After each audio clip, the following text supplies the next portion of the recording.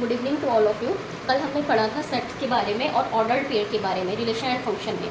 आज हम पढ़ेंगे कार्टेशियन प्रोडक्ट। ओके, और कार्टेशियन प्रोडक्ट में सबसे पहले हमारे पास किस तरीके से डिफाइन होता है, मैंने यहाँ पे डेफिनेशन लिखी है, तो उसी के अकॉर्डिंग हम समझ लेते हैं कि कार्टेशियन प्रोडक्ट क्या होता है। तो कार्टेशियन प्रोडक्ट हमारे पास है if A and B are non empty set. जो हमारे पास क्या है, ए एंड बी हमारे पास क्या होना चाहिए, non empty. Non empty means जो हमारे पास एम्प्टी का साइन इस तरीके से होता है, तो नॉन एम्प्टी सेट होना चाहिए हमारे पास। सेट की डेफिनेशन हमने पढ़ ली थी, जिसमें क्या होता है हमारे पास जो सेट होता है वो हमने कैसे पढ़ा था, जो किस में होता है आपका वेल डिफाइंड होता है। और वेल डिफाइंड में क्या होता है हमारे पास ऑब्जेक्ट किस तरीके से होगा, वेल डिफाइंड होगा, तो वो है यहाँ पे, तो वही है नॉन एम्प्टी सेट। इस तरीके से हमें लेना है।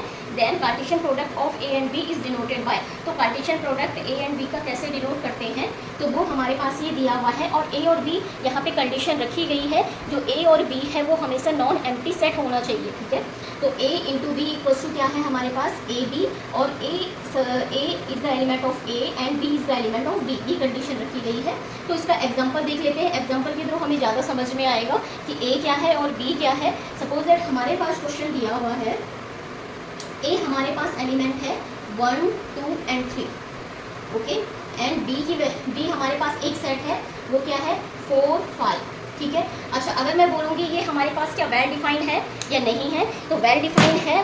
वो किस तरीके से है, क्योंकि ये क्या है हमारे पास नेचुरल नंबर की सीरीज़ है। ठीक है, और नेचुरल नंबर में से कुछ नंबर्स हमने उठा के रख दिए हैं, तो ये एक सेट बन गया है और ये एक वेल डिफाइंड है। ठीक है, तो 1, 2, 3 एंड 4, 5। अब हम इसका ए क्रॉस बी निकालेंगे, तो ए क्रॉस बी हमारे पास क्या हो जाएगा, इस तरीके से पहले से लिख लेते हैं, इंटू 4 एंड 5। ओके, तो ये हमारे पास हो जाएगा 1 का हम किसके साथ मल्टीप्लाई करेंगे, 4 के साथ, तो ये क्या बन जाएगा 1, 4।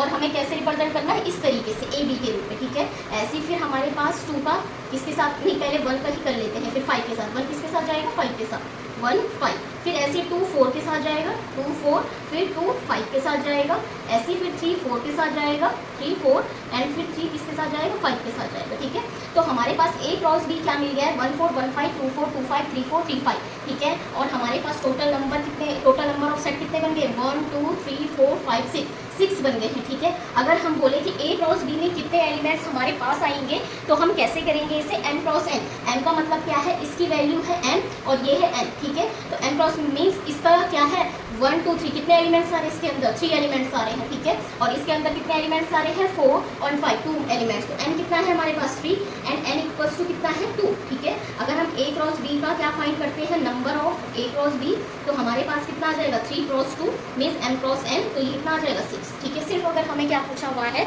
ये हमारे पास कम्पिटिटिव एग्जाम्स में आता है, तो उसमें हमारे पास सिर्फ अगर number of A cross B मतलब नंबर ऑफ कार्टेशियन प्रोडक्ट पूछा रहेगा, तो हमें सिंपल सा बात है, हमें एलिमेंट्स देखने हैं, नंबर ऑफ एलिमेंट्स, और उसके बाद उसमें सबसे पहले तो ये देखना है कि वेल डिफाइंड है कि नहीं है। ठीक है, वेल डिफाइंड है अगर ये सेट बना रहा है, उसके बाद फिर हम इसमें देखेंगे कि इसमें जो आपका क्या है, नंबर ऑफ क्या है m कितना है और नंबर ऑफ n कितना है, means number of elements a में कितने हैं, नंबर ऑफ एलिमेंट्स n में कितने हैं। उसके बाद इन दोनों का मल्टीप्लाई कर लेंगे, तो सीधा सीधा हमारे पास इतना कैलकुलेशन करने की जरूरत नहीं पड़ेगी। ठीक है, आगे है इसमें नेक्स्ट हमारे पास टॉपिक है रिलेशन। अब हम सारी चीज़ें पढ़ने के बाद अब जो मेन टॉपिक आता है, सबसे पहले इसमें टॉपिक लिख लेते हैं।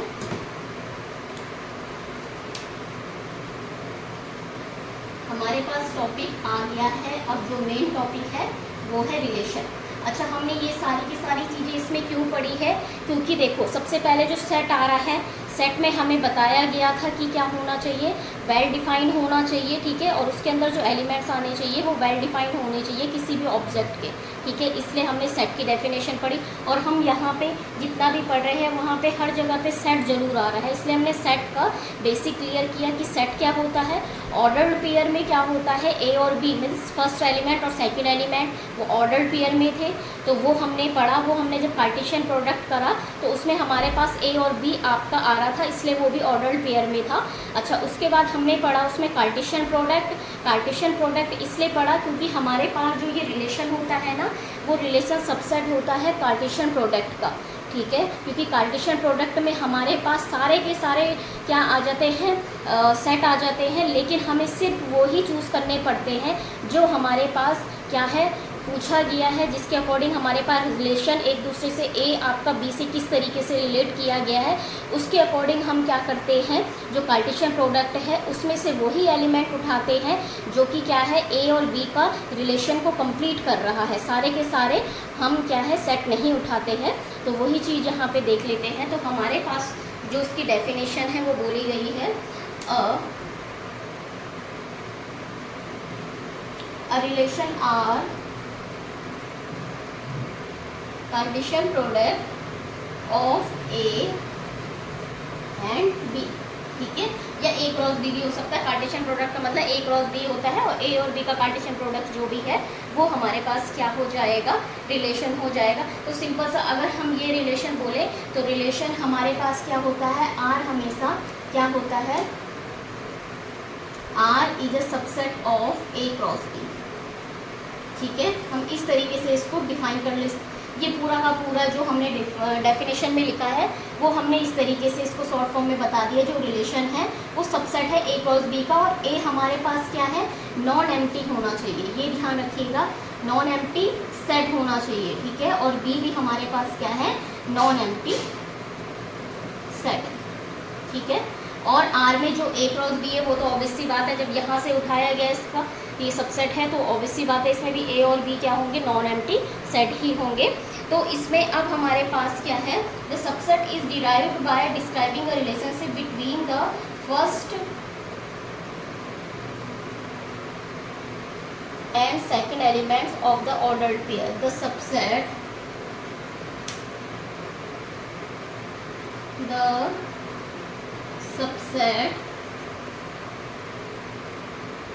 is derived by describing a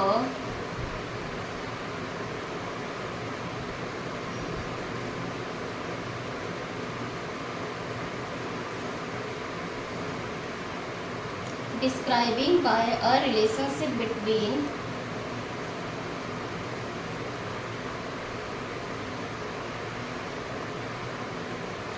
को मैं इस तरीके से लिख रही हूँ, between the first and second element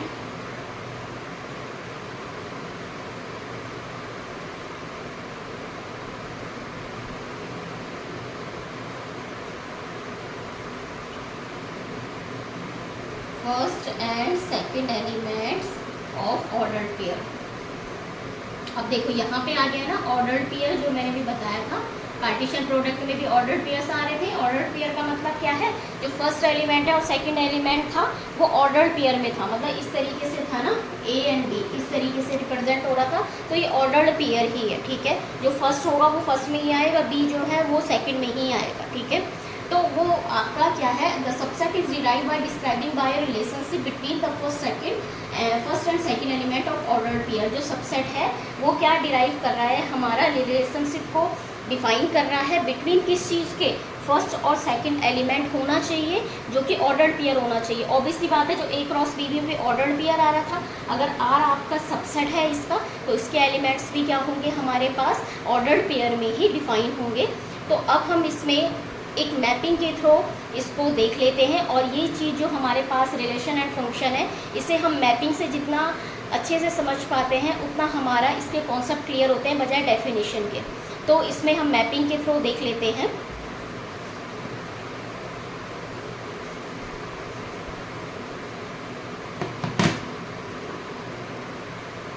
देखिए ये है ए, ये है बी, इस तरीके से है, ठीक है। यहाँ पे जो एलिमेंट्स है, यहाँ पे कुछ एलिमेंट्स है, ठीक है, 1 2 3 4 5, ठीक है। यहाँ पे भी मेरे पास क्या है, मेरे पास एलिमेंट 1 2 3 4, या मैं लिख लेती हूँ A B C D E, ठीक है। तो अब मैं इसको रिलेट करती हूँ तो किस तरीके से आएगा, ये वाला इस सपोज दैट इससे कनेक्टेड है, 2 बी से कनेक्टेड है, 3 ई से कनेक्टेड है, 4 सी से कनेक्टेड है और 5 बी से कनेक्टेड है। मतलब रिलेशन हमें इस तरीके से दे रखा है, ठीक है। तो हमारे पास क्या हो गई, ये मैपिंग हो गई। जब हमारे पास इसमें क्वेश्चन आएगा तो हमें ज़्यादा क्लियर से समझ में आएगा।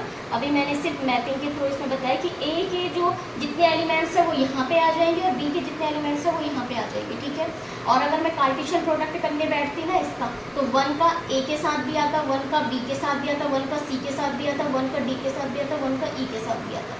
लेकिन रिलेशन में मेरे पास क्या कंडीशन है, रिलेशन मेरे पास इस तरीके से है कि 1 आपका बी के साथ वाला हमें सिर्फ लेना है, 1 का ए वाले के साथ नहीं लेना है, सी वाले के साथ नहीं लेना, डी वाले के साथ नहीं लेना, ई वाले के साथ नहीं लेना, क्योंकि वो किसी दूसरे के साथ क्या है, रिलेटेड है। ठीक है, तो इस तरीके से अगर हम इसमें देखें तो हमारे पास क्या हो जाएगा, जो 1A सिंपल सा एक एग्जांपल है, तो वो मेरे पास जो A क्रॉस B का क्या हो जाएगा, एलिमेंट्स, सॉरी मैंने गलत लिख दिया, एलिमेंट्स तो R का होगा और सबसेट हो जाएगा A क्रॉस B का। ठीक है, क्योंकि A क्रॉस B में हमारे पास क्या है, 1A है, 1B है, 1C है, 1D है, 1E है और ऐसी 2B है, 2A, ऐसे आगे आगे करते जाएंगे तो ऐसे 5 के साथ लास्ट में हमें मिलेगा, 5 के साथ D आएगा और 5 के साथ E। ठीक है, आगे की मैंने बीच के छोड़ दिए हैं, वो समझ में आ गया होगा कि क्या चीज़ है। तो इसमें सिर्फ हमारे पास कौन सा वाला उठाया मैंने, 1 के साथ A वाला। ऐसे मेरे पास 2 के साथ A वाला उठाना है तो 2 के साथ A वाला ये है, ऐसे मुझे 3 के साथ E वाला वो बीच में होगा। ठीक है, तो इस तरीके से ही मैंने सिर्फ वही एलिमेंट उठाए हैं जो मेरे रिलेशन को क्या कर रहे हैं, फुली सेटिस्फाइड कर रहे हैं। तो ये मैपिंग के थ्रू था। ठीक है, तो आज की क्लास हम यहीं पे ओवर करते हैं। Thank you so much for watching. Thank you.